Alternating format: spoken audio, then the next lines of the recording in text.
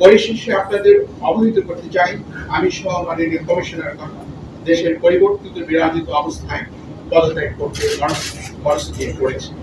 আমরা ঐতিহ্য পদত্যাগ পত্র মহামান্য রাষ্ট্রপতির সঙ্গে উপস্থাপনে গৃহীত কমিশনের সচিব মহোদয়ের হাতে 1991 নির্বাচন সম্মত রাজনৈতিক রূপরেখার ভিত্তিতে একটি তত্ত্বাবধায়ক সরকারের অধীনে হয়েছে। 1996 ও 1901 সালের নির্বাচন সাংবিধানিক নির্দলীয় তত্ত্বাবধায়ক সরকারের অধীনে সূক্ষ্ম বা স্থূল কারচুপির সীমিত সমালোচনা সত্ত্বেও সার্বিকভাবে সুন্দর ও গ্রহণযোগ্য হয়েছিল। 2008 সালের নির্বাচন সেনা সমর্থিত নির্দলীয় তত্ত্বাবধায়ক সরকারের অধীনে অনুষ্ঠিত হয়েছে। সেই নির্বাচনে বিএনপি মাত্র 27টি এবং আওয়ামী লীগ 230টি আসন পেয়েছিল। বিএনপি এবং আওয়ামী লীগের সাথে সেনা সমর্থিত অসামরিক তত্ত্বাবধায়ক সরকারের দর কষাকষির বিষয়টি প্রকাশ্য ছিল।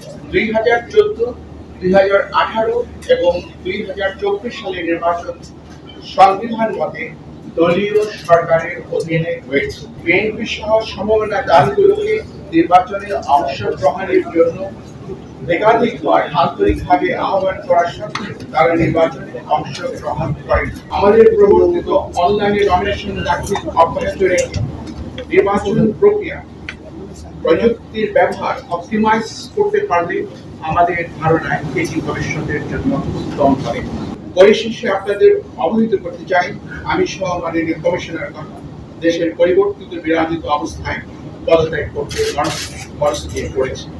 আমরা ঐতিহ্য পদত্যাগ পত্র মহামান্য রাষ্ট্রপতির সঙ্গে উপস্থাপনে গৃহীত কমিশনের সচিব মহোদয়ের হাতে জাতীয় এবং স্থানীয় সরকারের বিভিন্ন স্তরের নির্বাচন এর বেলায় কতিপয় উপনির্বাচনে ইভিএম এর ব্যবহার দেশের সকল জেলায় একই দিনে, তবে প্রতিটি জেলায় প্রশাসনিক সীমানার মধ্যে মাঝে 3 থেকে 5 দিন বিরতি দিয়ে 5 থেকে 6টি ধাপে নির্বাচন অনুষ্ঠান সরকারি কর্মকর্তাদের ব্যাপকভাবে রদ ইত্যাদি গৃহীত ব্যবস্থা নির্বাচন অবাধ, নিরপেক্ষ ও সুশৃঙ্খল করতে অনেকটাই সহায়ক হয়েছে। নির্বাচন মূলত একদলীয় হওয়ার কারণে কারচুপি বা সরকারিভাবে প্রভাবিত করার প্রয়োজন ছিল না। আমি স্পষ্ট করে বলছি, নির্বাচন যেহেতু একদলীয় ছিল, কাজে এই নির্বাচনকে সরকারিভাবে প্রভাবিত করার কোনো আবশ্যকতা ছিল না।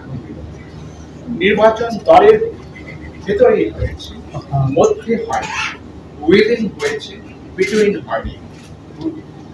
কমিশন দায়িত্ব গ্রহণের পর থেকে 2 বছর সময় ইউনিয়ন পরিষদের 592, উপজেলা পরিষদের 496, জেলা পরিষদের 71টি, পৌরসভার 90টি এবং সিটি কর্পোরেশনের 16টি নির্বাচন করেছে। নির্বাচনগুলো সততা, শিক্ষতা, নিরপেক্ষতা, অবাধ হওয়া নিয়ে অতীতে ব্যাপক বিতর্ক বা সমালোচনা হয়নি। উপনির্বাচন সহ জাতীয় সংসদে মোট 318টি আসনে কমিশন নির্বাচন করেছে। দলীয়ভাবে না হওয়ার কারণে নির্বাচন বিতর্কিত হয়েছে। এটি সঠিক এবং যৌক্তিক, কিন্তু বাংলাদেশের 53 বছরের ইতিহাসে কোন নির্বাচন কমিশন সংবিধান উপেক্ষা করে স্বেচ্ছায় নির্বাচন না করে বা বাতিল করে নিয়ে পদত্যাগ করেছে এবং সেই কারণে নির্বাচন হয় এমন কোন দৃষ্টান্ত বা উদাহরণ নেই।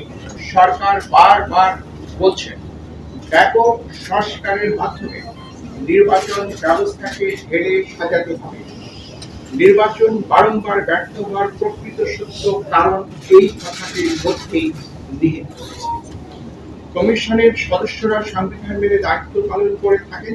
আমাদের কর্মকালে আমরা গণমাধ্যম, প্রশাসন, আইন শৃঙ্খলা রক্ষাকারী বাহিনী, সশস্ত্র বাহিনী সহ আবশ্যক সকলের আন্তরিক সহযোগিতা পেয়েছি। আমি আজ বিদায় লগ্নে কৃতজ্ঞ চিত্তে সেটি স্মরণ করছি।